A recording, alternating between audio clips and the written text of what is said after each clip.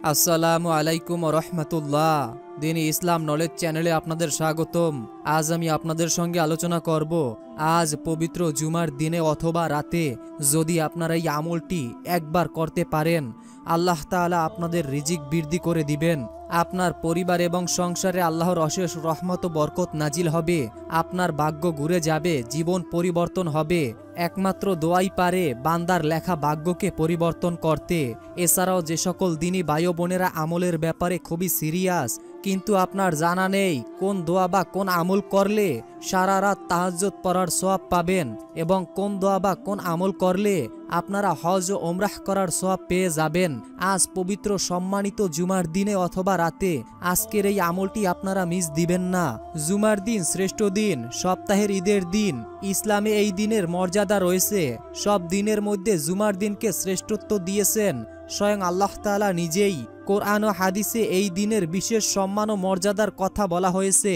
হযরত হুযায়ফা ইবনুল ইয়ামান রাদিয়াল্লাহু তাআলা আনহু থেকে বর্ণিত, রাসূল সাল্লাল্লাহু আলাইহি ওয়াসাল্লাম বলেছেন, আল্লাহ তাআলা আগের জাতিগুলোর কাছে জুমার দিনের মর্যাদা অজ্ঞাত রেখেছেন। তাই ইহুদিরা শনিবার নির্ধারণ করে আর খ্রিস্টানরা রবিবার নির্ধারণ করে। অতঃপর আমরা আসি, আমাদের কাছে তিনি জুমার দিনের মর্যাদা প্রকাশ করেন। সুবহানাল্লাহ। অর্থাৎ দিনী ভাই বোনেরা, এই জুমার দিনের মর্যাদা অনেক বেশি। আল্লাহ তাআলা জুমার দিনের এই মর্যাদা এবং এত গুরুত্বপূর্ণ দিন অন্য কোনো জাতিকে দেননি। ইসলামের ইতিহাসে জুমার দিনটি খুবই গুরুত্বপূর্ণ। হযরত আবু লুবাবা বিন আব্দুল্লাহ মুনজির রাদিয়াল্লাহু তাআলা আনহু থেকে বর্ণিত, রাসূল সাল্লাল্লাহু আলাইহি ওয়াসাল্লাম জুমার দিন শ্রেষ্ঠ হওয়ার 5টি কারণ উল্লেখ করেছেন। 1 নাম্বার, আল্লাহ তাআলা এই দিনে প্রথম মানব হযরত আদম আলাইহিস সালামকে সৃষ্টি করেছেন। 2 নাম্বার, জুমার দিনে আদম আলাইহিস সালামকে জমিনে অবতরণ করেছিলেন। 3 নাম্বার, জুমাবারে হযরত আদম আলাইহিস সালামকে মৃত্যু দিয়েছেন। 4 নাম্বার, এই দিনই এমন একটি সময় আছে যখন বান্দা আল্লাহর কাছে যা কিছু প্রার্থনা করবে তিনি তা কবুল করবেন, যতক্ষণ না সে হারাম কিছু প্রার্থনা করবে না। 5 নাম্বার, সবচেয়ে বড় বিষয় হলো এই দিনই কিয়ামত সংগঠিত হবে। অর্থাৎ দিনী ভাই ও বোনেরা, পবিত্র জুমার দিন এমন একটি সময় রয়েছে, সেই সময়টা যদি আপনারা পান এবং তখন যদি আপনারা এই আমলটি করতে পারেন যেটি আমি আপনাদেরকে বলে দিব, তাহলে ইনশাআল্লাহ আল্লাহ তাআলা আপনাদের গুনাহকে মাফ করে দিবেন। আপনি জীবনে অনেকটা নামাজ কাজা করেছেন, অথবা জীবনে আপনি অর্ধেকটা সময় নামাজ পড়েন নাই, এই নামাজের গুনাহগুলো আপনারা কিভাবে ক্ষমা করবেন? অথবা যেই নামাজগুলো আপনারা কাজা করেছেন সেই নামাজের শাস্তি থেকে আপনারা কিভাবে রক্ষা পাবেন? এবং যে আমল করলে কবরের শাস্তি থেকে আপনারা মুক্তি পাবেন। প্রতিটা প্রাণীর মৃত্যুর স্বাদ গ্রহণ করতে হবে। মৃত্যুর পর কবর হচ্ছে আখিরাতের প্রথম মঞ্জিল। যারা এই মঞ্জিল থেকে সহজে মুক্তি পাবে তাদের বাকি মঞ্জিলগুলো সহজ ও আরামদায়ক হবে। আর যারা এই মঞ্জিলগুলোতে শাস্তি পাবে তারা পরবর্তী মঞ্জিলেও আরো ভয়ঙ্কর শাস্তি পাবে। নাউজুবিল্লাহ। অর্থাৎ দিনী ভাই ও বোনেরা, খুবই গুরুত্বপূর্ণ দিন এবং খুবই গুরুত্বপূর্ণ একটি আমল। অনুরোধ করছি জীবনে একটি বার হলেও কিছুটা সময় ব্যয় করে আজকের এই আমলটি করে যান। কপাল খুলে যাবে, ভাগ্য খুলে যাবে। আমলটি করার উদ্দেশ্যে ভিডিওটি না টেনে একদম শেষ পর্যন্ত দেখতে থাকুন। অনুরোধ করছি, আমরা এই প্রথমবার নারীদের ছবি ছাড়া কিংবা হারাম কোনো ছবি ছাড়া ইউটিউবে ভিডিও দিয়ে থাকছি। এরকম ভিডিওগুলি যদি আপনি আপনার ফোনে প্রতিদিন পেতে চান, এজন্য অবশ্যই দিনী ইসলাম নলেজ চ্যানেলটিকে সাবস্ক্রাইব করে রাখুন। আপনারা এই মুহূর্তে যে স্ক্রিনে দেখতে পাচ্ছেন, সাবস্ক্রাইব লেখা বাটনের উপর ক্লিক করার পর অল বাটনে ক্লিক করে রাখবেন। এতে করে যখনই ভিডিও আপলোড দেব তখনই আপনাদের কাছে নোটিফিকেশন চলে যাবে। তো চলুন আমলটি জেনে নেওয়া যাক। হযরত সালমান ফারসি রাদিয়াল্লাহু তাআলা আনহু থেকে বর্ণিত, রাসূল সাল্লাল্লাহু আলাইহি ওয়াসাল্লাম বলেছেন, যে ব্যক্তি জুমার দিন গোসল করলো, সাধ্যমতো পবিত্র হলো, তেল ব্যবহার করলো, ঘর থেকে সুগন্ধি ব্যবহার করলো, অতঃপর মসজিদে এলো, সে দুজন মুসল্লিকে ফাঁক করে সামনে এগিয়ে যায় না, নির্ধারিত পরিমাণ নামাজ পড়ে, অতঃপর ইমাম কথা শুরু করলে চুপ থাকলো, তাহলে আল্লাহ তাআলা তার 2 জুমার মধ্যবর্তী সময়ের গুনাহকে মাফ করবেন। সুবহানাল্লাহ, সুবহানাল্লাহ। জুমার দিন গোসল করা। জুমার দিন গোসল করার অনেক ফজিলাত রয়েছে। গোসল করে সবার আগে মসজিদে যাওয়া অনেক বড় একটি সওয়াবের কাজ।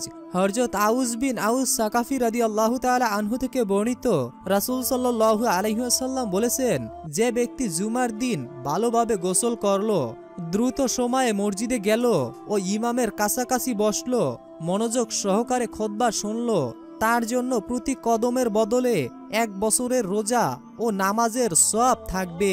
সুবহানাল্লাহ। অর্থাৎ দিনী ভাই ও বোনেরা, যদি আপনারা এই একটি দিন আমল করতে পারেন, আপনারা কিন্তু 1 বছর নফল রোজা রাখার সওয়াব পেয়ে যাবেন এবং নফল নামাজ পড়ার সওয়াব পেয়ে যাবেন। এখন সিদ্ধান্ত আপনাদের, আপনারা কি আমলটি করবেন কি করবেন না। অনুরোধ করছি ভিডিওটিতে একটি লাইক দিয়ে ও আপনাদের যদি কোনো প্রশ্ন থাকে কমেন্ট বক্সে সেটা জানিয়ে যাবেন। তাছাড়া সকলেই কমেন্ট বক্সে মাত্র 3 বার আমিন লিখে দোয়াতে শরীক থাকুন। ভিডিওর শেষে আপনাদের সকলের জন্যই দোয়া রয়েছে, দোয়ায় অংশগ্রহণ করবেন। জুমার দিন দোয়া কবুল হয়। জুমার দিন এমন একটি সময় আছে যখন মানুষ আল্লাহর কাছে কোনো দোয়া করলে আল্লাহ তাআলা তা কবুল করেন। হযরত জাবের রাদিয়াল্লাহু তাআলা আনহু থেকে বর্ণিত, রাসূল করিম সাল্লাল্লাহু আলাইহি ওয়াসাল্লাম বলেছেন, জুমার দিন কোনো মুসলিম আল্লাহর কাছে ভালো কিছুর দোয়া করলে আল্লাহ তাআলা তা দেন, তার যে কোনো প্রয়োজন পূরণ করে দেন, যদি সে সঠিকভাবে চাইতে পারে। অনেকেই আছেন যারা চাইতে পারেন না। অনুরোধ করব দোয়ার নিয়মটিও জেনে যাবেন। তোমরা সেই সময়টিকে আসরের পরে অনুসন্ধান করো, অর্থাৎ সেই সময়টিকে আসরের পরে অনুসন্ধান করার কথা বলা হয়েছে হাদিসে। হযরত জাবের ইবনে আব্দুল্লাহ রাদিয়াল্লাহু তাআলা আনহু থেকে বর্ণিত অন্য আরেক হাদিসে রাসূল সাল্লাল্লাহু আলাইহি ওয়াসাল্লাম বলেছেন, জুমার দিনে 12 ঘন্টার মধ্যে এমন একটি মুহূর্ত রয়েছে, যদি কোনো মুসলিম এই সময় আল্লাহর কাছে কিছু প্রার্থনা করে তাহলে মহান সর্বশক্তিমান মহান আল্লাহ তাআলা তাকে তা দান করেন। এই মুহূর্তটি তোমরা আসরের শেষ সময় অনুসন্ধান করো। অর্থাৎ দিনী ভাই ও বোনেরা, আপনারা জুমার দিন আসরের নামাজের পরে সেই সময়টিকে অনুসন্ধান করতে পারেন এবং যারা সেই সময়টি পাবেন না তাদের জন্য কি, আপনি আসরের আগেও ভিডিওটি দেখতে পারেন এবং আসরের পরেও ভিডিওটি দেখতে পারেন। তারা কি করবেন, তারা সেই সময়টি তো পাবেন না, তাদের জন্য কোন সময় সেটিও আমি বলে দিব এবং আমলটির নিয়মও বলে দিব। অবশ্যই ধৈর্য ধরে যারা ভিডিওটি দেখতেছেন, আপনাদের জন্য মহান আল্লাহ তাআলার কাছে দোয়া করব, ইনশাআল্লাহ আপনারা দোয়ায় অংশগ্রহণ করবেন। জুমার দিন অন্যতম আমল হলো সূরা কাহাফ পাঠ করা। হযরত আবু সাউদ খুদরি রাদিয়াল্লাহু তাআলা আনহু থেকে বর্ণিত, রাসূল সাল্লাল্লাহু আলাইহি ওয়াসাল্লাম বলেছেন, যে ব্যক্তি জুমার দিন সূরা কাহাফ পড়বে অথবা শুনবে তা 2 জুমার মধ্যবর্তী সময়ে তার জন্য আলোকিত হয়ে থাকবে। সুবহানাল্লাহ। আর যে ব্যক্তি এই সূরাটির 10টি আয়াত পাঠ করবে অথবা শুনবে, অতঃপর দাজ্জাল বের হলেও তার কোনো ক্ষতি করতে পারবে না। যেই ব্যক্তি ওযুর পর এই দোয়া পড়বে তার নাম একটি চিঠিতে লেখা হবে, অতঃপর তাতে সিল দেওয়া হবে, যা কিয়ামত পর্যন্ত আর ভাঙা হবে না। অর্থাৎ দিনী ভাই বোনেরা, সূরা কাহাফের ফজিলাত অনেক এবং যে ব্যক্তি সূরা কাহাফের তিলাওয়াত শুনবে আল্লাহ তার যে কোনো প্রয়োজন পূরণ করে দিবেন। জুমার দিন নবী করিম সাল্লাল্লাহু আলাইহি ওয়াসাল্লামের উপরে বেশি বেশি দুরূদ পাঠ করা অনেক অনেক সওয়াবের কাজ। হযরত আউস বিন আবি আউস রাদিয়াল্লাহু তাআলা আনহু থেকে বর্ণিত, রাসূল সাল্লাল্লাহু আলাইহি ওয়াসাল্লাম বলেছেন, তোমাদের দিনগুলোর মধ্যে জুমার দিন সর্বোত্তম। এই দিনে আদম আলাইহিস সালামকে সৃষ্টি করা হয়েছে, এই দিনে তিনি ইন্তেকাল করেছেন, এই দিন সিংহায় ফুৎকার দেওয়া হবে এবং এই দিন সবাইকে বেহুশ করা হবে। অতএব তোমরা এই দিন আমার উপরে বেশি বেশি দুরূদ পড়ো, কারণ জুমার দিন তোমাদের দুরূদ আমার কাছে পেশ করা হয়। সাহাবারা বলল, আমাদের দুরূদ আপনার কাছে কিভাবে পেশ করা হয়, অথচ আপনার দেহ এই সময় নিঃস্ব হয়ে যাবে। আল্লাহ জমিনের জন্য আমাদের দেহ বক্ষণ নিষেধ করেছেন। আবু দাউদ শরীফের হাদিস। প্রিয় দিনী ভাই এবং বোনেরা, হাদিসগুলো পর্যালোচনা করলে বোঝা যায় জুমার দিনের কিছু কাজ সব মিলে, যেমন নখ কাটা, গায়ের অবাঞ্ছিত লোম পরিষ্কার করা, উত্তম রূপে গোসল করা, উত্তম পোশাক পরিধান করা, সুগন্ধি ব্যবহার করা এবং সবার সাথে উত্তম ব্যবহার করা এবং জুমার দিন অবশ্যই মনোযোগের সাথে বেশি বেশি দুরূদ পড়া। তো এই সকল আমলগুলো তো সকলেই করতে পারবেন, কিন্তু মহিলা মা ও বোনদের জন্য শুক্রবারের যে আমলগুলো, মহিলা মা ও বোনেরা এই শুক্রবার জুমার দিন এই আমলগুলো করতে পারবেন। শুক্রবার জুমার দিন ফজিলাতের দিন, এই দিনে পুরুষের মতো করে মহিলাদেরও বিশেষ কিছু আমল রয়েছে। আমলগুলো করার মাধ্যমে নারী পুরুষ উভয় সমান সওয়াব লাভ করতে পারবে। তবে যে আমলগুলো মসজিদে যাওয়ার সঙ্গে সংশ্লিষ্ট সেগুলো মূলত পুরুষদের জন্য এবং বাকি আমলগুলো রয়েছে তা সকলেই নারী পুরুষ সকলেই করতে পারবেন। গোসল করা, বেশি বেশি দুরূদ পাঠ করা, সূরা কাহাফের তিলাওয়াত করা অথবা সূরা কাহাফের তিলাওয়াত শোনা, নখ কাটা ইত্যাদি এই কাজগুলো আপনারা করতে পারেন। এছাড়াও নারীরা জুমার নামাজের পরবর্তীতে জোহরের নামাজ আদায় করবেন। হযরত উম্মে সালমা রাদিয়াল্লাহু তাআলা আনহু থেকে বর্ণিত হাদিসে এসেছে, নারীদের ঘরে নামাজ পড়া বাইরে নামাজ পড়ার চেয়ে উত্তম। সুবহানাল্লাহ। হাদিসে আরও এসেছে, নারীদের নামাজের উত্তম জায়গা হলো তাদের ঘরের নিজন কোণে। অর্থাৎ যখন আপনারা নামাজ আদায় করবেন নারীরা, তখন অবশ্যই ঘরের একদম নিঝুম কোণে, যেখানে কেউই যায় না, যেখানে নিরিবিলি নিস্তব্ধ একটি জায়গা থাকতে হবে। অবশ্যই জায়গাটি পাক পবিত্র রাখবেন যেখানে আপনি নামাজ পড়বেন। তো দিনী ভাই ও বোনেরা, পবিত্র জুমার দিন সূরা কাহাফের ফজিলাত যেহেতু অনেক বেশি রয়েছে, এক একটি হরফে 10টি করে আপনারা নেকি পাবেন এবং 10টি গুনাহ আপনার আমলনামা থেকে কেটে দেওয়া হবে। তাহলে যদি আপনারা এই সূরাটি শুনতে পারেন, তাহলে কিন্তু আপনারা অনেক সওয়াব এবং অনেক নেকি পেয়ে যাবেন। কেননা এই সূরা কাহাফের ফজিলাত অনেক রয়েছে। আমি যদি সূরা কাহাফের ফজিলাত সম্পর্কে বলতে চাই, অনেক বড় হয়ে যাবে ভিডিওটি। তাই আপনাদের গুরুত্বপূর্ণ ও মূল্যবান সময় নষ্ট করতে চাই না। মহান আল্লাহর কাছে দোয়া করি, হে আল্লাহ, যে সকল দিনী ভাই ও বোনেরা যে সকল আশা আকাঙ্ক্ষা নিয়ে পবিত্র এই দিনে, পবিত্র এই ক্ষণে পবিত্র কোরআনের সূরা কাহাফের ফজিলাতপূর্ণ অত্যন্ত মর্যাদাপূর্ণ একটি সূরা, এই সূরাটির তেলাওয়াত শুনছে বা শুনবে, আপনি সকলের মনের আশাগুলো পূরণ করে দিন। হে আল্লাহ, সকলেই চায় তার মনের আশা পূরণ করতে। আপনি তো সকলের মনের অন্তর্যামী, আপনি সকলের মনের আশা না হয় এই সূরাটির উসিলাই পূরণ করে দিন। অনেকেই তো আছে যারা আমল করবে সূরাটি শোনার পর, আপনি তাদেরকে হালাল উপার্জন করার তৌফিক দান করো। হে আল্লাহ, যে সকল দিনী বোনদের সন্তান হচ্ছে না বা পুত্র সন্তান হচ্ছে না, আপনি তাদেরকে এই সূরাটি শোনার ওসিলায় পুত্র সন্তান দান করুন। হে আল্লাহ, এবং আমলগুলো বলে দিচ্ছি। বিসমিল্লাহির রহমানির রহিম।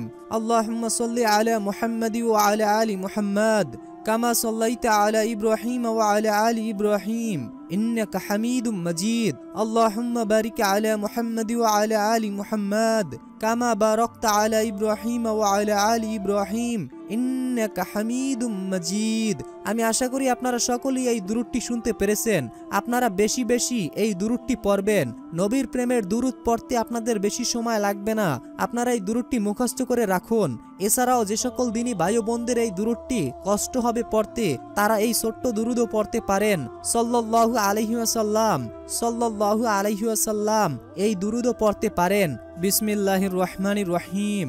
রব্বানা ইন্নানা আমান্না ফাগফির লানা যুনুবানা ওয়া কিন আযাবান্নার।